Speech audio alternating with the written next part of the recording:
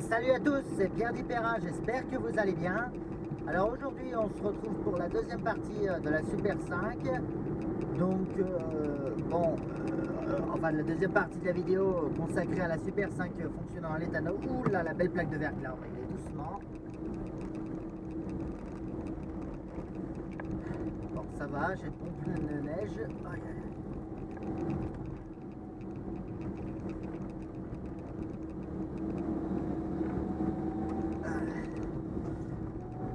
Voilà, donc là je suis pas tout à fait comme c'était en gros 40 km, donc là je fais une bonne promenade et moteur chaud.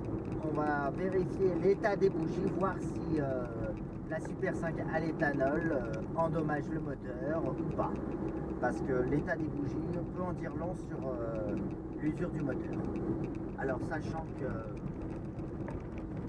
je rappelle qu'une bougie aux électrodes blanches c'est une combustion trop pauvre, une bougie marron, des électrodes marron c'est combustion normale, et bougie électrode noire, combustion trop riche. Alors bon, je dois vous avouer que j'ai remis le réglage du départ pour l'éthanol au carburateur, c'est-à-dire la vis de richesse desserrée au maximum, parce que pour être sûr de ne pas endommager le moteur, je préfère que le moteur tourne trop riche que trop pauvre, parce que le moteur trop riche, tout ce que ça craint c'est que le moteur s'encrasse. Mais bon, en tout cas elle n'a aucun symptôme à l'utilisation d'un moteur trop riche, elle roule comme vous le voyez très bien. Bon, évidemment la consommation a augmenté, mais bon, pas, je pensais que ça allait monter quand même jusqu'à 9 litres 100, mais ça va, ça monte que jusqu'à 8 litres 5. Bon, faut dire qu'au départ, c'est un peu ce qui m'a motivé à passer à l'éthanol cette voiture. C'est que au départ, quand elle tournait au sans-plomb, elle consommait quand même 7 litres 5, hein, la Super 5. Alors je sais pas si c'était dû au réglage qu'elle avait, parce que je me suis rendu compte en fait que quand j'ai reçu la RTA, qu'elle était un petit peu réglée, légèrement pauvre, mais pas grand chose, hein. C'était acceptable, parce que au départ, quand elle était au sans-plomb, le taux de CO était de 1% à 0,9, et d'après la RTA, le 1237 cm3, donc le moteur que j'ai, doit avoir un CO de 1,5. C'est le seul, d'ailleurs, sur tous les moteurs de la Super 5 Cléon, c'est le seul qui doit être un 1,5, bizarrement. Enfin, c'est d'après ma RTA, hein. C'est pour ça en plus que au départ je m'étais fié à la RTA de la R11 où le 1235 n'était pas précisé. Pourtant il y a des versions Broadway et Spring qui ont eu le 1237 sur les Renault 11 même. Ou alors j'ai pas trouvé la page en question. Enfin bref, donc du coup elle était légèrement réglée trop pauvre avant, mais bon je pense pas que c'était que la surconsommation était due à ça. Je pense que à la base c'est une voiture qui est censée consommer 6 litres au 100, mais bon comme je m'en servais aussi pour des courts trajets, je ne mets pas la responsabilité sur le moteur ou la voiture, hein. Je mets surtout la responsabilité sur moi, parce que la Super 5, j'avoue que je m'en sers un peu comme la 2 chevaux pour faire des courts trajets en ville. Enfin quand je tournais au sans-plomb. Puis que je suis à l'éthanol, je m'en sers un peu plus, je m'en sers un peu plus souvent pour aller au boulot. Vu que faut que je fasse le calcul, je le ferai tout à l'heure le calcul, de savoir la différence entre la Renault 11 GTL qui consomme 6 litres 8 au 100 et la Super 5 qui consomme 8 litres d'éthanol en se posant, grosso merdo. Savoir combien ça te donne en euros kilomètre, combien d'euros par kilomètre, enfin, si c'est avantageux ou pas. Donc ça aussi on va voir. Et quand j'aurai atteint le... Combien déjà j'avais dit? Ouais, 68, il faut que j'aille jusqu'à 68. Là je suis à 35, il me reste 30 km. Bon, ça on devrait les faire dans la journée. Donc bon voilà. Sinon voilà, je suis revenu au réglage précédent parce que j'avais plein de symptômes de moteur trop pauvre, des ratés, fallait sans cesse doser le starter, c'était au bout d'un moment désagréable, surtout à froid dans une grande agglomération parce que j'ai eu certaines missions où je devais aller à en plein Saint-Étienne. Quand il fallait repartir le soir et avec ces températures négatives, elle avait tendance à caler quand je démarrais un feu au vert, quoi. Mais enfin, ouais, donc là, je l'ai remis du coup au réglage trop riche, enfin la richesse maximum et le ralenti par contre au minimum parce que je sais pas si c'est le froid ou si c'est l'éthanol. Mais elle avait même la richesse au maximum, elle avait un tout petit trou, elle faisait des tout petits trous démarrage aux alentours de 1000 tours minute, je suppose, vu que j'ai pas de compteur, je peux pas machiner. Aux alentours de 1000 tours minute, il y avait un tout petit trou, pas gênant en fait, mais qui se résout tout simplement en décollant légèrement le starter, mais vraiment très légèrement, même pas de quoi allumer le voyant quoi, au tableau de bord. Juste en faisant ça, le trou à 1000 tours minute a disparu. Donc, mais bon, ça je sais pas si c'est dû aux températures négatives ou à l'éthanol en général. Mais... D'ailleurs, grâce à la RTA, je sais maintenant que j'ai un gicleur principal et de 117. J'ai oublié de le prendre pour la vidéo, désolé, donc je ferai peut-être un rush devant la RTA chez moi au chaud. Donc on verra ça tout à l'heure. Putain, maintenant que le soleil tape, regardez. Ah, et aussi il y a un truc que j'ai résolu parce qu'il y avait un autre problème. Mais alors ça n'a rien à voir avec l'éthanol. C'est en fait le chauffage avait du mal à fonctionner. Mais j'avais zappé en fait que le propriétaire avait viré enfin m'avait dit qu'il avait viré le thermostat du circuit de refroidissement. Alors le thermostat, bon je sais même pas pourquoi on appelle un thermostat, pour moi c'est une valve, merde, bon bah bref, le thermostat quoi. Une valve thermostatique, voilà. Pour moi c'est une simple valve thermostatique qui selon la température du liquide doit s'ouvrir ou se fermer. Et depuis que parce que quand il m'a redonné les clés, l'ancien propriétaire, il m'a en même temps donné deux valves thermostatiques qui sont censées se placer dans la durite, dans la durite qui va de la pompe à eau au radiateur, la durite du haut là. Normalement elle est censée se placer là. Et depuis que je l'ai remis, en tout cas le chauffage fonctionne même un peu trop là. Vous voyez, je suis obligé de baisser. Avant j'étais toujours à fond, mais là et elle mettait 3 plombes à chauffer. Maintenant elle chauffe beaucoup plus rapidement. Enfin le chauffage chauffe beaucoup plus rapidement.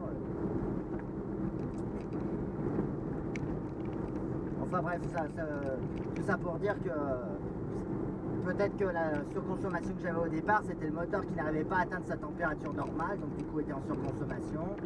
Et enfin bref. Mais bon. Le but est quand même d'avoir 2 Cléons, d'en garder un qui roule toujours au sans-plomb, donc la Renault 11. Et celle-ci, comme cette Super 5 a une bonne base, mais a une carrosserie qui est un peu, bon, qui ne craint plus rien, et qui ne craint plus rien, voilà, et qui du coup a beaucoup vécu quoi la carrosserie. Voilà, j'estime qu'elle est en droit de subir cette modification. Et ouais, donc je disais, ouais, bon. Est-ce que vous pensez que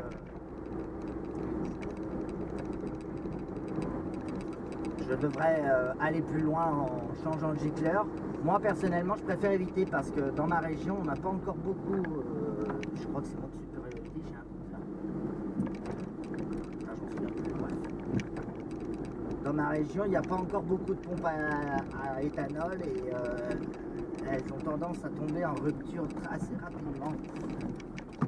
Alors pour l'instant ça m'est arrivé qu'une fois où j'ai trouvé par chance une station qui... Alors depuis que j'ai commencé l'expérience j'ai fait 3 fois le plein d'éthanol. Regardez, là ça monte.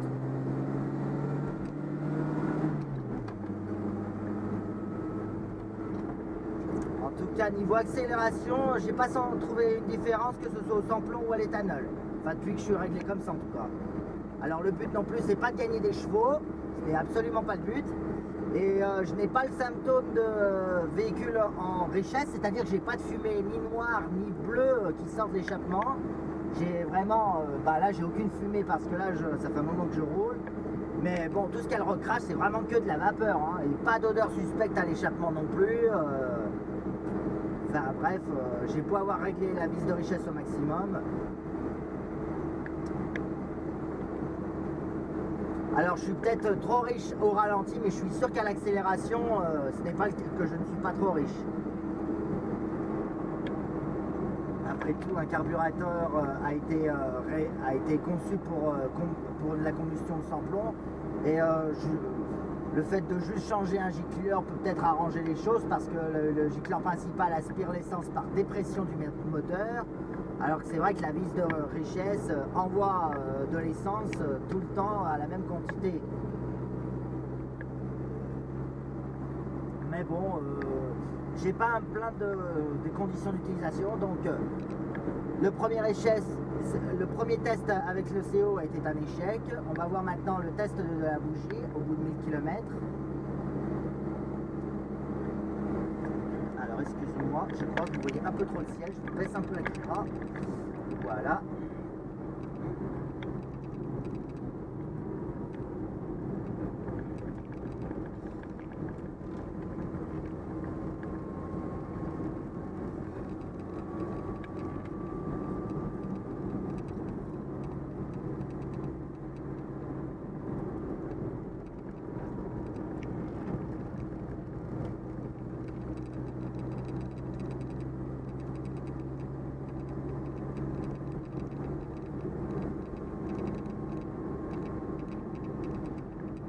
Que ce soit sur autoroute, en ville ou en machin, comme j'ai configuré là, en tout cas, j'ai aucun reproche à faire pour l'instant à l'éthanol. Si ce n'est que ce matin quand même il a fait 0 degré et il y en a un tout petit peu bataillé, donc on n'est pas encore en température négative, mais en température négative il se peut qu'elle ait bataille à démarrer.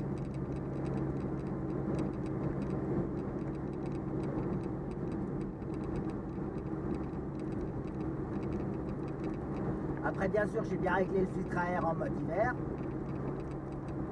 Et croyez-moi, mettez-le bien en mode hiver parce qu'à un moment le tuyau s'était barré de la conduite. Et j'avais des trous, putain c'est impressionnant la différence qu'il y a avec l'air chaud et l'air froid quoi.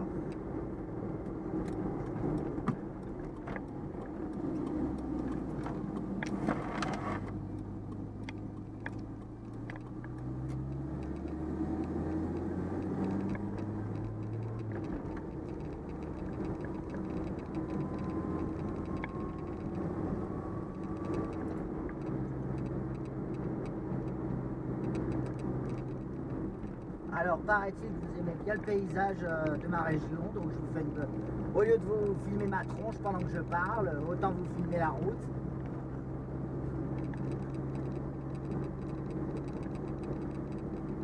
Ça vous fait une petite balade en Super 5 en même temps. Comme vous le voyez, tourne parfaitement à l'éthanol. Dans ce paysage d'hiver.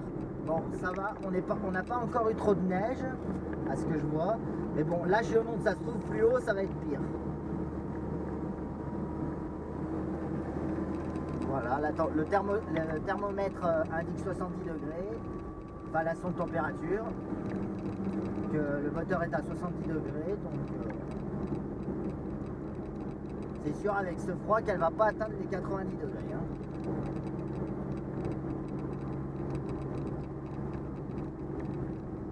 Et je suis content, en tout cas j'ai retrouvé du chauffage. Ouais, je trouvais ça bizarre que la Renault 11 qui a le même moteur chauffe beaucoup mieux que la Super 5 alors que c'est pratiquement le même système de chauffage. Quoi. Ben, en fait c'était juste, fallait remettre le thermostat. Enfin le CalorStat ou le... Non, le CalorStat c'est le nom de la sonde qui enclenche le ventilateur. Enfin, c'est un peu mal foutu leur nom de pièce là. Parce que pour moi c'est une vanne thermostatique, mais tout le monde appelle ça un thermostat. Pour moi un thermostat c'est autre chose, mais en même temps je suis électricien, c'est peut-être pour ça.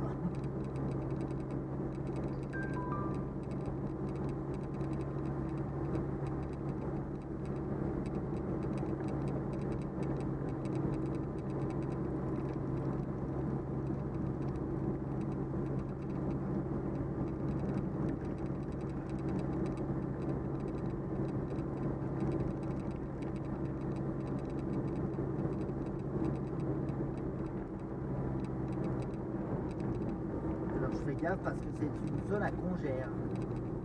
Ici. Ouais, c'est bon. Alors, je suis équipé de pneus neige à l'avant. Par contre, je sais plus la taille. On verra tout à l'heure. Sinon, je dirai peut-être aux vidéos nouvelles. En plus, dans notre département, maintenant, les pneus neige sont obligatoires du 1er novembre au 31 mars.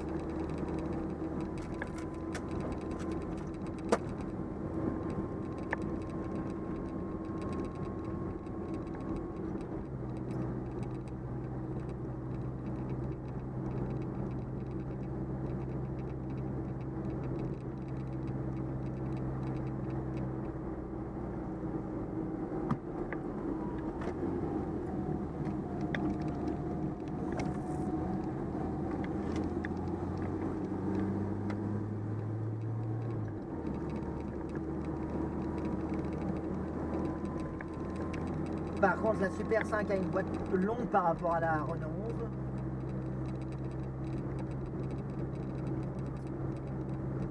11. En même temps, le 1237 a un petit peu été conçu comme ça. Avoir une voiture, on peut faire à la fois de la ville et de l'autoroute.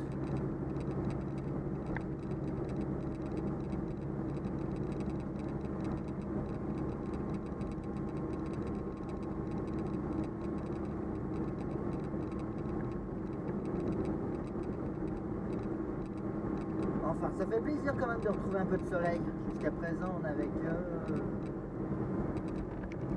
du gris et de la pluie cette semaine. Mais là, en ce dimanche, ça fait plaisir de retrouver un petit peu de soleil.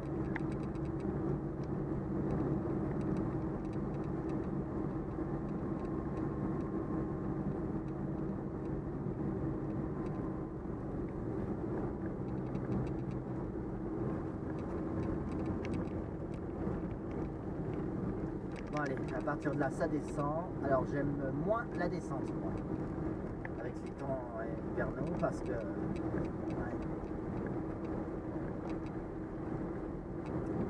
Donc, je vais essayer de rouler le plus possible au frein moteur.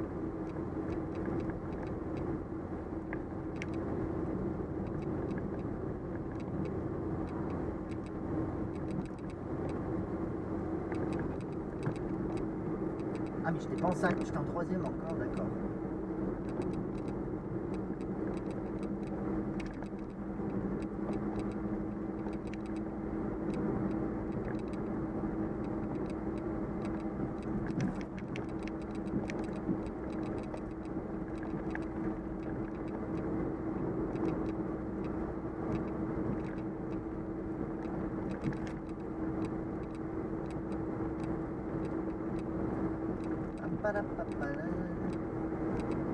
Vous aurez bien mis un peu de musique, mais je pourrais plus monétiser ma vidéo.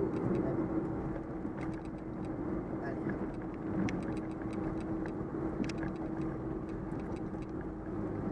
Là, on est limite à l'automne avec les feuilles jaunes. En même temps, on n'est pas vraiment encore en hiver. Allez.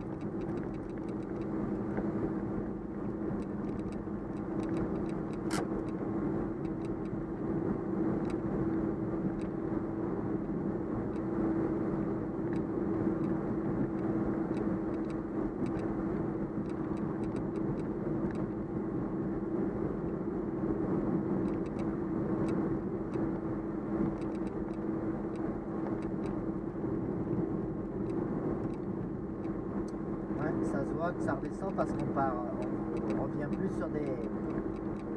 sur un paysage d'automne que sur un paysage d'hiver.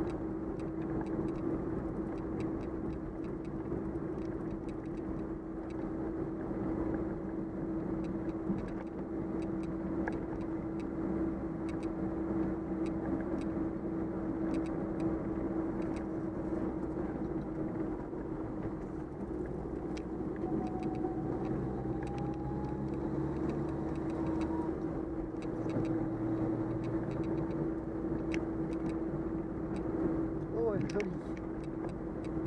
La 504.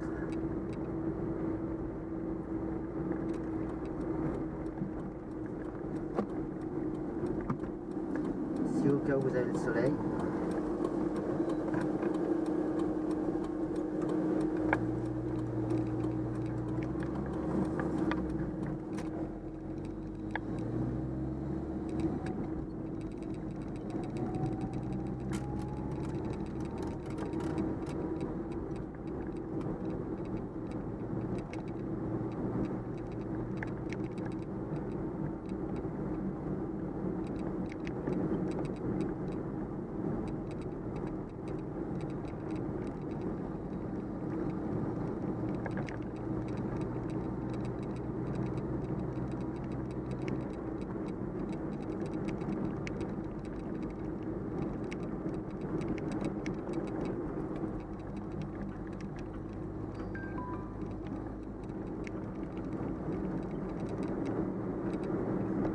Alors je sais pas si vous l'entendez, bon ça m'étonnera vu le micro pourri que j'ai.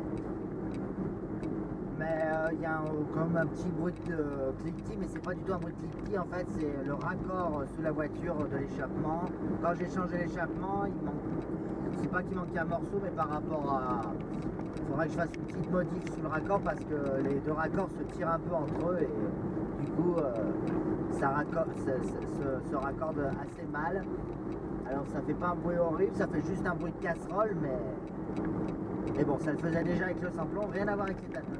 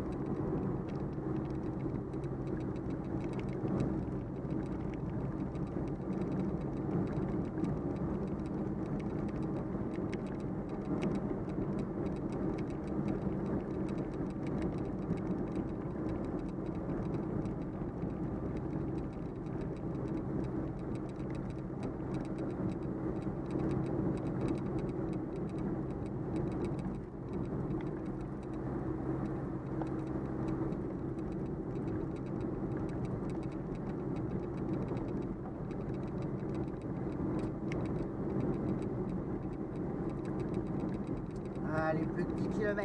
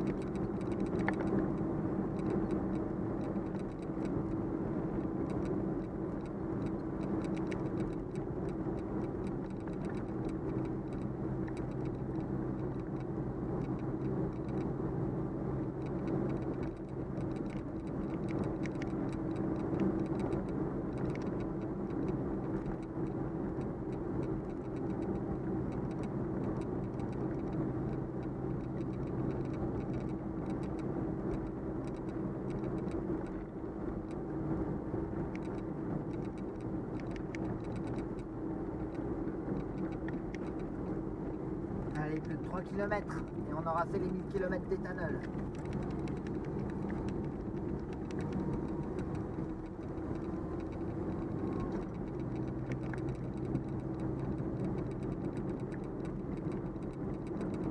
Après on s'arrêtera quelque part et je laisserai un petit peu le moteur refroidir et on regardera l'état, peut-être pas de toutes les bougies mais au moins une ou deux.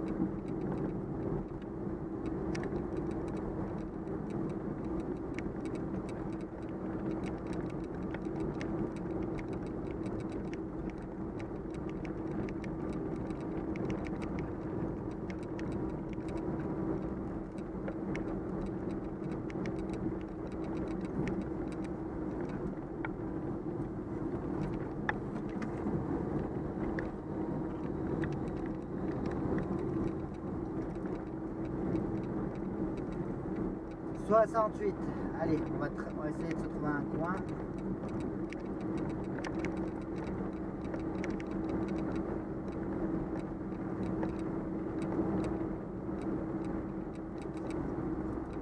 Je crois que je connais un petit coin, pas loin, où on sera bien tranquille pour démonter les bougies.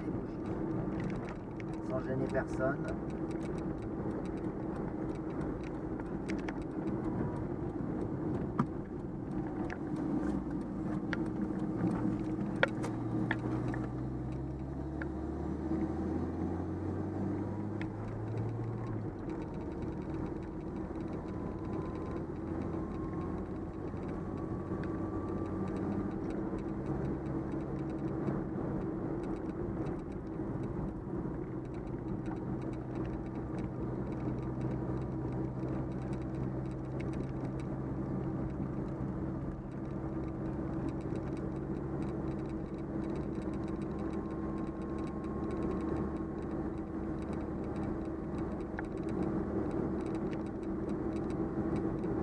j'espère juste que je ne vais pas glisser parce que c'est sur un petit chemin pas goudronné.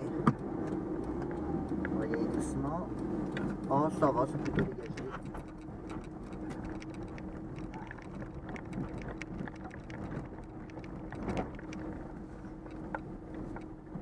Là, je pense qu'on sera bien ici.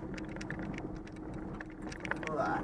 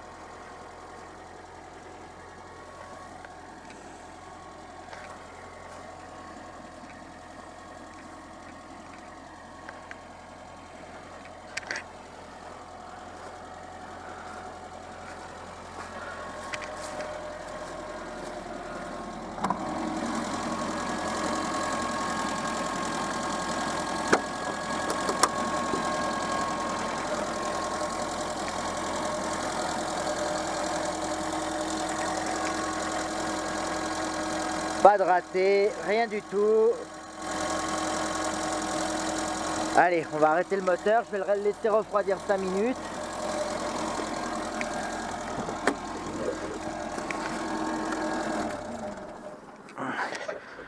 Allez, je vais laisser le moteur refroidir 5 minutes. Avec ces températures négatives, ça devrait pas être trop long. Et on va regarder la couleur des bougies. Allez, à tout à l'heure. Et au cas où vous vous demandez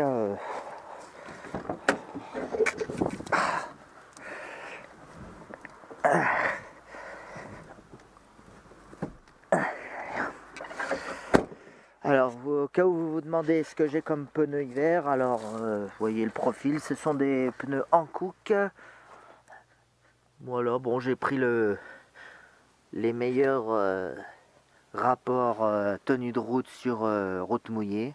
Moi, je prends toujours les meilleurs sur route mouillée en général. Pour l'instant, je n'ai pas à me plaindre. Pas d'usure irrégulière. Et dire que l'ancien proprio m'a dit qu'il y avait un parallélisme peut-être à faire. Moi, je crois surtout qu'il roulait un peu les pneus sous-gonflés. Parce que je n'ai aucun symptôme de pneus et je n'ai de pneus de parallélisme. Enfin bref. Bon, et à l'arrière, je sais pas si je vous les ai déjà filmés, les pneus été. C'est encore les pneus été. J'avais choisi quoi déjà? Des Dunlop, voilà. C'est ça, des Dunlop. C'est marqué où? À moins que les Dunlop c'était pour la R11. Mince. Ouais, c'est ça, des Dunlop. Ouais, c'est ça. Pour les pneus été. Donc c'est les mêmes d'ordinaire à l'avant, mais bon. Voilà, 145-70 R13, donc la taille d'origine pour les 4 roues. Enfin voilà.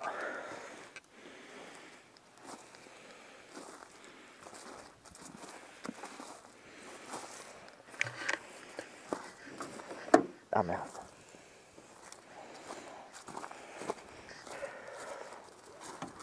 Je regarde en même temps si les durites sont en train de se faire bouffer. Mais bon, je pense que s'il y aura une fuite sous le siège, en sortie de réservoir, je le sentirai quand même.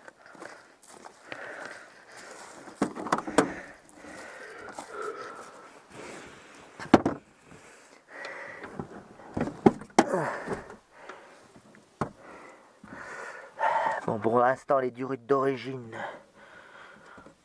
sont encore mous, pas cassants, rien du tout. Non. Bon.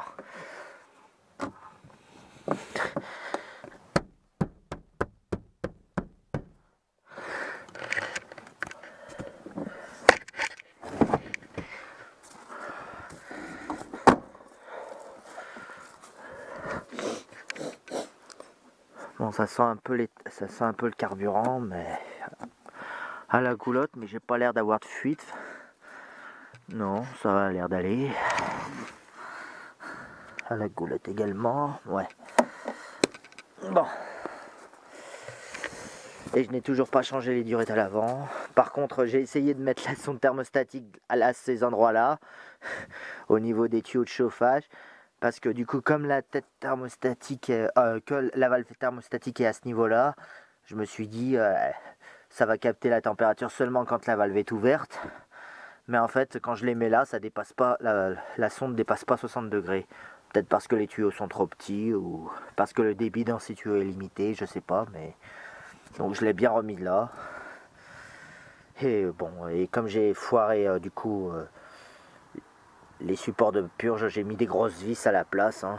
J'ai pas trouvé mieux pour faire étanche. De toute façon, les anciennes vis, elles fuyaient. Alors, enfin, surtout sur celle-là. Regardez l'état.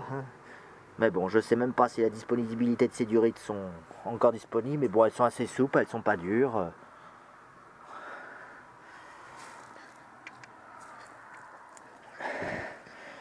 Il n'y a rien à reprocher encore.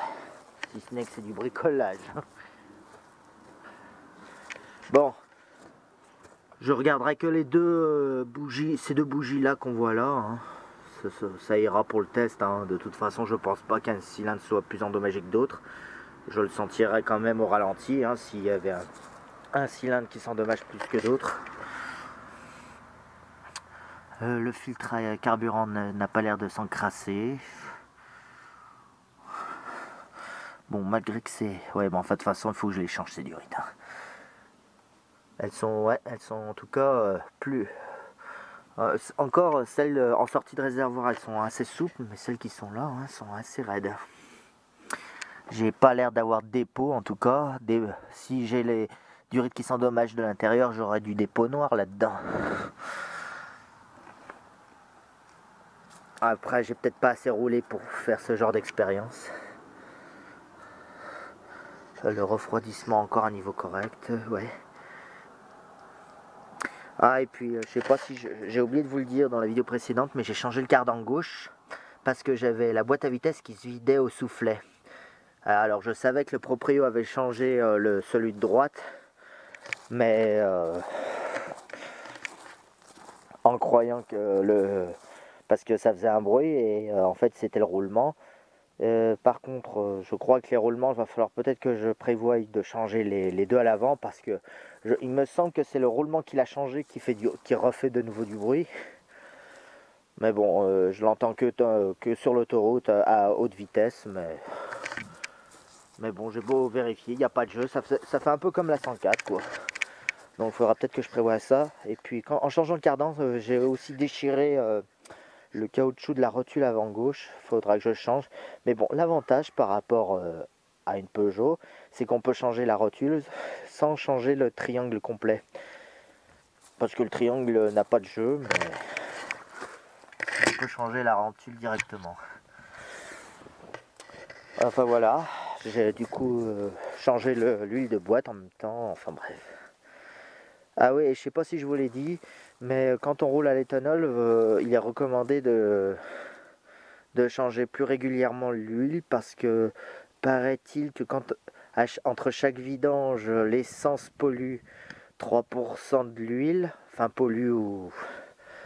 lui fait perdre 3% de ses propriétés lubrifiantes, si j'ai bien compris. Et alors que l'éthanol, ça peut aller jusqu'à 10% de perte de lubrification. Donc voilà pourquoi normalement il faut faire des vidanges un peu plus régulièrement avec l'éthanol.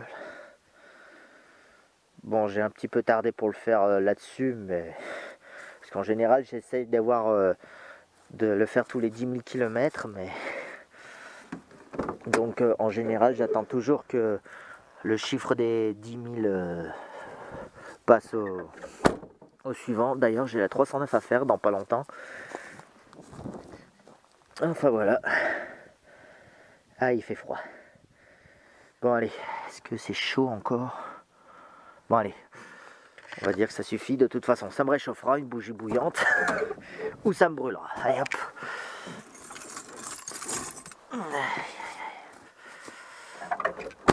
Allez, verdict.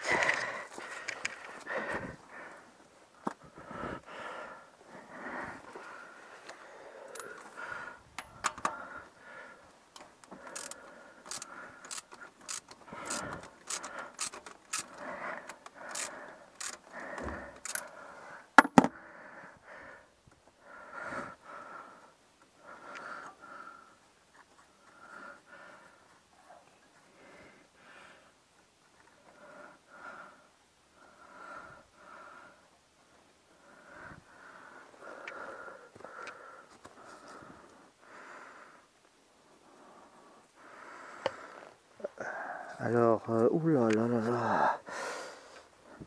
Alors, c'est entre le blanc et le marron quand même, hein.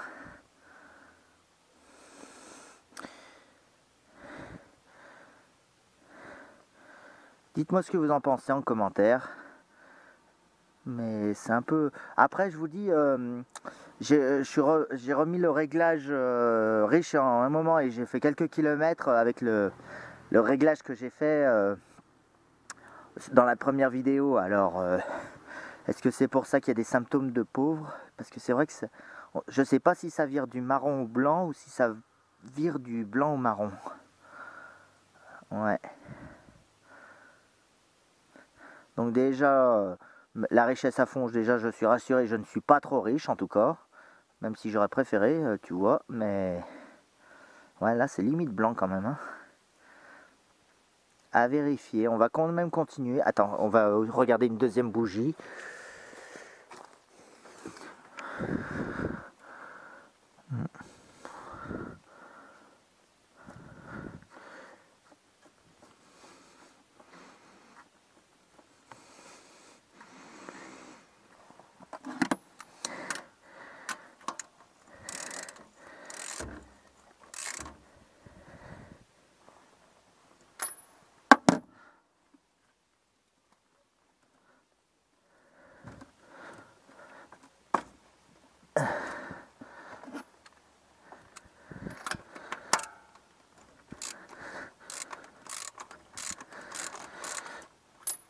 Et c'est quoi la marque? C'est des Norma? La marque... Ah non, c'est des NGK. Ok, c'est des NGK les bougies.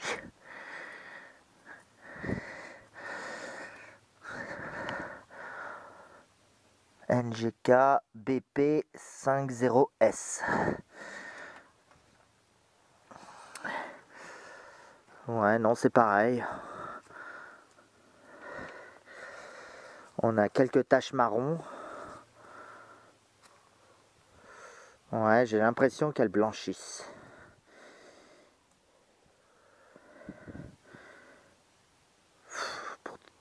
On dirait à la limite qu'elles sont neuves, quoi.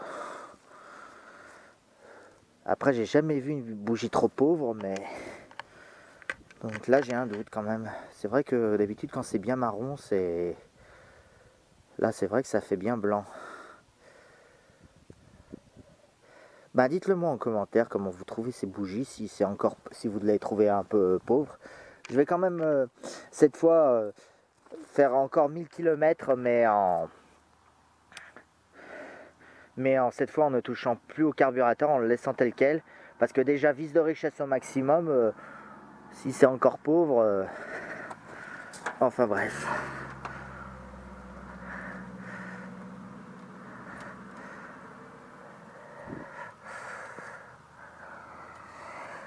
Allez, je ferai que ces deux-là. Je pense que les deux autres seront pareils de toute façon.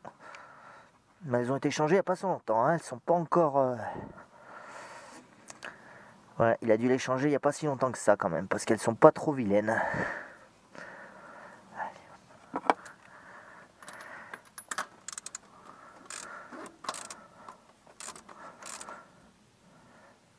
Allez, voilà. On rebranche. Même les fils de... De toute façon, il m'avait dit qu'il avait refait tout le système d'allumage il n'y a pas si vieux, il me semble. Parce que ça se voit, la telle de Delco est aussi assez récente. Ouais, attendez, celle-là, elle se branche assez mal. Allez, l'électrode, aplatis-toi.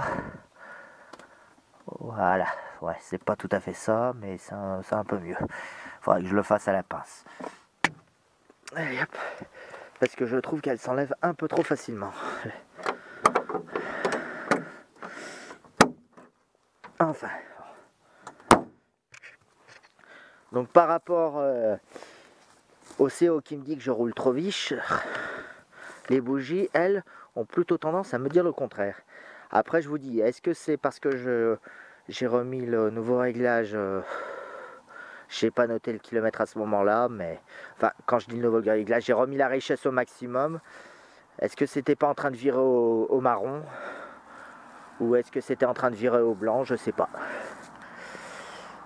Pour être sûr, il faudrait que je refasse le même kilomètre sans cette fois toucher au réglage. Ouais, j'ai fait trop d'essais là.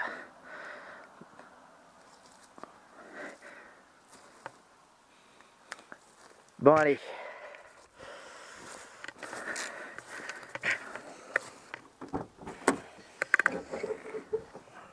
Hop là.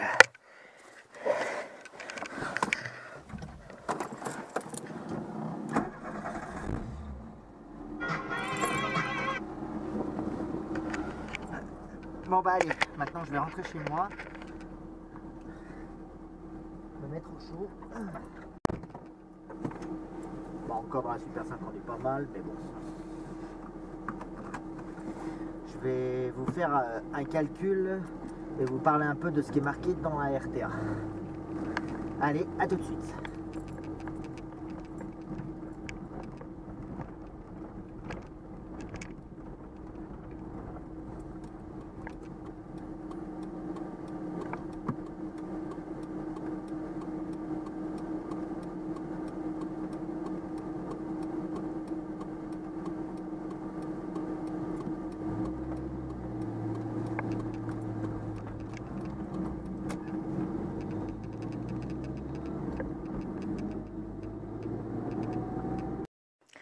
Donc voici par exemple la RTA dont je vous parlais, que j'ai reçue pour la Super 5, donc revue technique Renault 5 Express, essence 0,9 à 1,4 litre. Donc sachant que j'ai le 1237, en gros c'est tous les Cléons sauf la GT Turbo quoi. Allez hop. Donc attendez, j'ai fait des marquages avec des rondelles. Donc je voulais juste vous montrer par rapport à la vidéo précédente que par exemple les versions 956 et 1108, là j'ai voilà, GL, TC, L, GL, TL et GTL. Donc quand on regarde les réglages carburateurs, c'est où déjà? C'est là. Là c'est pour lequel là? Carburateur Solex 32 bis 836, ouais. Donc là, on voit bien que le pourcentage de CO doit être de 1%, plus ou moins 0,5. Donc soit 0,5 minimum et 1,5 maximum. Donc voilà, mais le mieux est d'être entre les deux, comme ça on est sûr d'être ni trop riche ni trop pauvre. Pour les carburateurs Solex. Il peut y avoir des carburateurs Zenix, le taux est le même. Enfin voilà. Après... j'ai oublié de repérer le 1108, mais grosso modo, le CO était le même pour le 1108. Et pour le 1397 GTL, voilà, qui est le même moteur que du coup de la Renault 11. Alors, c'est là, Zenix Solex 32 bis. Regardez. Solex 32 bis, repère 840, pareil, 1% de CO, plus ou moins 0,5. Alors que le moteur que j'ai, le 1237, voilà, évolution, constructeur, particularité des modèles 1237. Là, par contre, ça me dit que, voilà, Solex 32 bis, repère 907, donc j'ai bien vérifié, c'est bien le 907 qu'il y a. Le CO doit être de 1,5 plus ou moins 0,5, donc 2% maximum à 1% minimum. Donc là, elle était vraiment au strict minimum quand elle était au samplon 98. Par contre, détail, du coup, je profite qu'on soit sur cette page pour vous poser une question, parce que je ne sais pas faire le calcul de 30% par rapport à un gicleur. Là-dessus, on a même toutes les indications de tous les gicleurs. On a toutes les tailles de gicleurs d'origine. Donc apparemment le gicleur principal aurait actuellement un gicleur de 117,5. Donc si je rajoute 30%, il faudrait que je mette un gicleur de combien quoi, si jamais je remplace le gicleur. Merci de me le mettre en commentaire. Enfin voilà. Après, dernier point que je voulais voir avec vous, est-ce que malgré la hausse de consommation, il est plus avantageux ou pas de rouler avec de l'éthanol ou pas? Bon, alors j'ai fait une comparaison avec ma Renault 11 par exemple, donc, et par rapport au prix du carburant. Donc, par exemple, l'Aéron qui tourne au samplon 98, qui consomme 6,8 litres au 100 km et dont le carburant est au jour d'aujourd'hui 1,88 €. Alors il est peut-être 89, enfin on n'est pas à un chiffre près, mais bon voilà. Donc 1,88 €, donc elle me coûterait environ au 100 km 12,784 €. La Renault 11 hein, au samplon 98. Donc je compare la Renault 11 parce que c'est le même moteur, donc voilà.